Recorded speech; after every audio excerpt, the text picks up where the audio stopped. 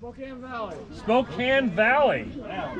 Over that way. Is that everybody, or we got a bunch of different people? Different people. If you would, raise your hand if you can hear me. Wonderful. Good. Everybody can hear me. Well, welcome to our trade tent. Yeah, welcome. What do you have for us? All right, let's talk about it a little bit. Who here has heard of the fur trade? Right over there. Just raise your hand. Yeah, cool.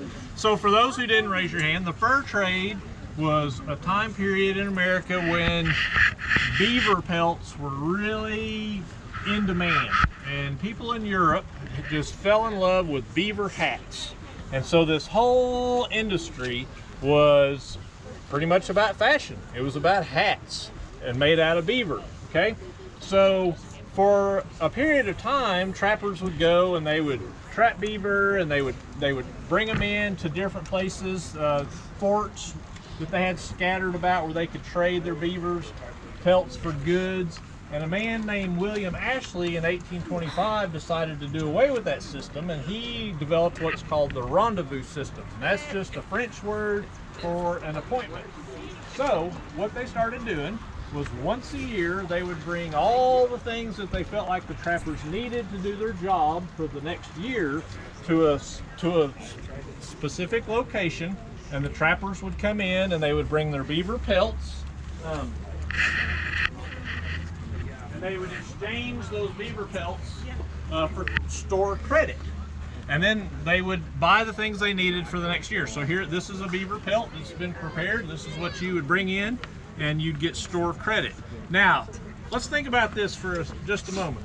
Can you imagine going to the store, the grocery store, the clothing store, the GameStop video game store, any store you can think of, once a year? You only got to go once a year. Can you imagine what that must have been like to be able to go shopping once a year and get everything you needed?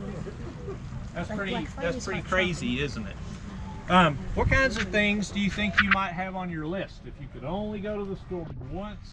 Well, William Ashley's traders, it was one trader, and so they got to where the traders would compete, and there was a story of a guy who had signed a contract with the company that he was going to be the trader at the rendezvous, and another trader passed him out on the prairie and got there before he did, because it was the first one that got there was the one that sold the goods. They were typically contracted with the company like the Rocky Mountain Fur Company or Hudson's Bay. They worked for that company. So yep.